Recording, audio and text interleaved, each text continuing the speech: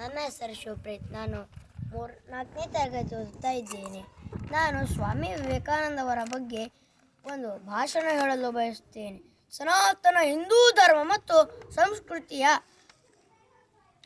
ಶ್ರೇಷ್ಠತೆಯನ್ನು ಮನವರಿಕೆ ಮಾಡಿದ ಮೊಟ್ಟ ಮೊದಲ ಭಾರತದ ವೀರ ಸನ್ಯಾಸಿ ಎಂದು ಹೇಳಲಾಗುತ್ತದೆ.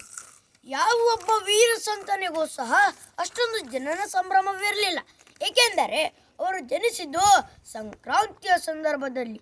ಅವರು ಜನಿಸಿರುವಾಗ ಮರಗಳು ಚಿಗುರು ಹೊಡೆದಿತ್ತು, ಪ್ರಕೃತಿಯ ಮಡಿಲನ್ನೇ ತೆರೆದು ಹುಟ್ಟುವ ಸಂದರ್ಭವನ್ನೇ ಕಾಯ್ತಾ ಇತ್ತು. ಹೀಗಿರುವಾಗ ಅವರು ಜನಿಸಿದ್ದು ಜನವರಿ 12, 1863ರಂದು ಜನಿಸಿದರು. ತಂದೆ ವಿಶ್ವನಾಥ್ ದತ್ತ ಅವರು ಬಹಳ ಚೆನ್ನಾಗಿ ವಕೀಲರಾಗಿದ್ದರು. ಅವರ ತಾಯಿ ಭುವನೇಶ್ವರಿ ದೇವಿ. ಅವರ ತಾಯಿ ಇವರನ್ನು ಸಂಸ್ಕಾರವನ್ನು ಕಲಿಸ್ತಾ ಇದ್ದರು. ಇಂತಹ ತಂದೆ ತಾಯಿಯ ಮೊದಲನೇ ಮಗನಾಗಿ ಮೊದಲನೇ ಹೆಸರು ಇವರ ನರೇಂದ್ರನಾಥ್ ದತ್ತ. ನರೇಂದ್ರನಾಥ್ ದತ್ ಅವರು ತಮ್ಮ ಪ್ರಾಥಮಿಕ ಶಿಕ್ಷಣವನ್ನು ಕಲ್ಕತ್ತಾದಲ್ಲಿ ಮುಗಿಸಿದರು. ತಮ್ಮ ವಿಶೇಷ ಶಿಕ್ಷಣವನ್ನು ಕಲ್ಕತ್ತಾದ ಸ್ಕಾಟಿಷ್ ಚರ್ಚ್ ಕಾಲೇಜಿನಲ್ಲಿ ಮುಗಿಸಿದರು. ಅವರು ಹೀಗೆ ಒಂದು ದಿನ ಹೋಗ್ತಾ ಇರುವಾಗ ತಾಯಿ ಒಂದು ಪ್ರಶ್ನೆಯನ್ನು ಕೇಳ್ತಾರೆ. ಏನೆಂದರೆ, ಮಗು, ನೀನು ದೊಡ್ಡವನಾದ ಮೇಲೆ ಏನಾಗ್ತಿ ಎಂದಾಗ, ನಾನು ದೊಡ್ಡವನಾದ ಮೇಲೆ ಆ ಭಾವಚಿತ್ರವನ್ನು ಕುರಿತು ಹೇಳ್ತಾರೆ, ನಾನು ದೊಡ್ಡವನಾದ ಮೇಲೆ ಆ ಸರಾವಟನ್ನು ಓಡಿಸ್ತಾ ಇದ್ದಾರಲ್ಲ, ಆ ಕುದುರೆ ಸವಾರನನ್ನಾಗಲು ಬಯಸ್ತೇನೆ ಎಂದಾಗ ತಾಯಿ ಮುಗ್ಧತೆಯಿಂದ ಉತ್ತರ ನೀಡ್ತಾರೆ. ಏನೆಂದರೆ, ಜಗತ್ತನ್ನೇ ಓಡಿಸಿದ ಶ್ರೀಕೃಷ್ಣ ಪರಮಾತ್ಮನ ಹಾಗೆ ಆಗಬೇಕು, ಭಗವದ್ಗೀತೆ ಕುರಿತು ಹೇಳ್ತಾರೆ ಎಂದಾಗ ವಿವೇಕಾನಂದವರಿಗೆ ಚೇತರಿಕೆ ವಿಚಾರಗಳನ್ನು ಪ್ರಾರಂಭವಾಯಿತು. ಗುರುಗಳ ಪರಿಚಯಕ್ಕೆ ದಾರಿ. ರಾಮಕೃಷ್ಣ ಪರಮಹಂಸರನ್ನು ಮತ್ತು ಸ್ವಾಮಿ ವಿವೇಕಾನಂದವರನ್ನು ಲಿಂಕ್ ಮಾಡಿಸಿದ, ಅಂದರೆ ಟಚ್ ಮಾಡಿಸಿದ, ಪರಿಚಯ ಮಾಡಿಸಿದ ಒಂದು ಸಂದರ್ಭವೇನೆಂದರೆ, ಅದೇ ಅವರು ವಿಲಿಯಂ ಹೆಸ್ಟಿ ಅವರು ಪ್ರೊಫೆಸರ್ ಆಗಿದ್ದರು. ಅವರು ತನ್ನ ತರಗತಿ ಪದ್ಯವನ್ನು ಮಾಡ್ತಾ ಇದ್ದರು. ಏನೆಂದರೆ, ಡಿ ಎಕ್ಸ್ಕರ್ಷನ್ ಎಂಬ ಪದ್ಯವನ್ನು ಮಾಡ್ತಾ ಇದ್ದರು. ಹೀಗೆ ಒಂದು ದಿನ ಸಮಾಧಿ ಪದದ ವಿವರಣೆಯನ್ನು ಹೇಳ್ತಾ ಇರುವಾಗ ಅವರು ಹೇಳ್ತಾರೆ, ನನಗಿಂತ ಚೆನ್ನಾಗಿಯೂ ಸಹ ದಕ್ಷಿಣೇಶ್ವರದಲ್ಲಿದ್ದ ರಾಮಕೃಷ್ಣ ಪರಮಹಂಸರಿಗೆ ತಿಳಿದಿದೆ, ಅವರನ್ನು ನೀವು ಹೋಗಿ ಕೇಳಿ ಎಂದಾಗ ಸ್ವಾಮಿ ವಿವೇಕಾನಂದ ಅವರು 1882ರಲ್ಲಿ ದಕ್ಷಿಣೇಶ್ವರಕ್ಕೆ ಹೋಗಿ ತನ್ನ 2 ಸ್ನೇಹಿತರೊಂದಿಗೆ ದಕ್ಷಿಣೇಶ್ವರಕ್ಕೆ ಹೋಗಿ ಅವರನ್ನು ಭೇಟಿಯಾಗುತ್ತಾರೆ. ಆಗ ಭೇಟಿಯಾದಾಗ ಅದು ಒಂದು ಭೇಟಿ ಅವರ ಜೀವನದಲ್ಲಿ ಮಹತ್ವವಾದ ಘಟ್ಟವಿತ್ತು, ತಿರುಯಿತು. ಅವರು ಒಂದು ಪ್ರಶ್ನೆಯನ್ನು ಕೇಳ್ತಾರೆ. ಏನೆಂದರೆ, ಸ್ವಾಮಿ ವಿವೇಕಾನಂದ ಅವರು ರಾಮಕೃಷ್ಣ ಪರಮಹಂಸರಿಗೆ ಪ್ರಶ್ನೆಯನ್ನು ಕೇಳ್ತಾರೆ.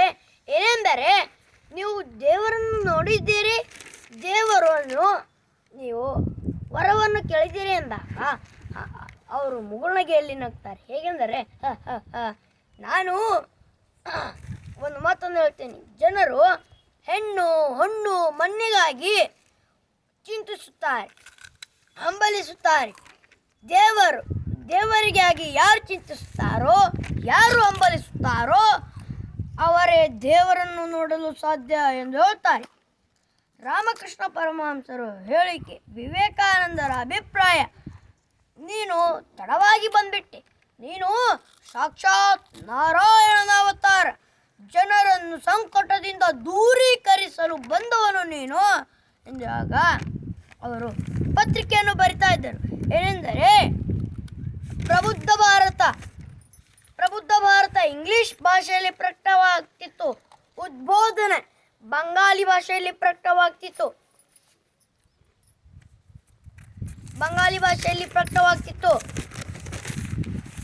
ಹೀಗೆ ಒಂದು ದಿನ ವಿಶ್ವಧರ್ಮ ವಿವೇಕಾನಂದ ಅವರು ಮೊದಲ ಭೇಟಿ ಸ್ಥಳಿ ವಾರಣಾಸಿಗೆ ಹೋಗ್ತಾರೆ.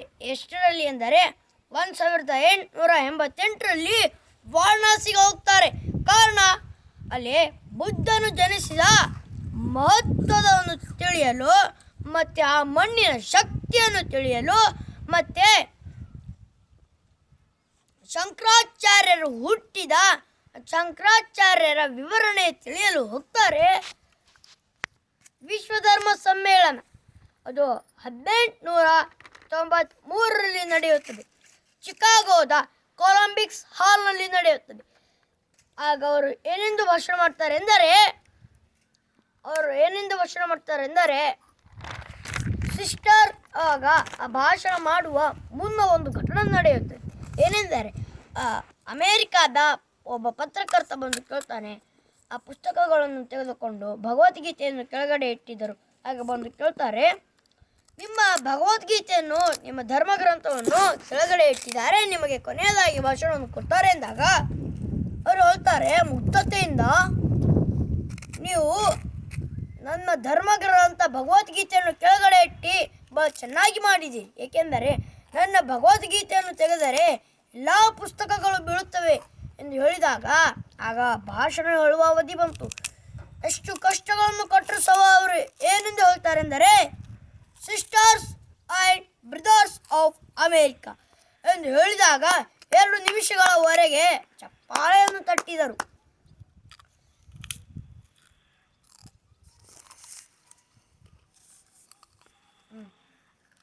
ಅಮೇರಿಕಾ ಮಕ್ಕಳು ವಿಶ್ವಧರ್ಮ ಸಮ್ಮೇಳನವನ್ನು ಮುಗಿಸಿ ಹೋಗ್ತಾ ಇರುವಾಗ ಅಮೇರಿಕಾದ ಮಕ್ಕಳು ಬಿಲ್ಲುಗಾರಿಕೆಯನ್ನು ಮಾಡ್ತಾ ಇದ್ದರು. ಆಗ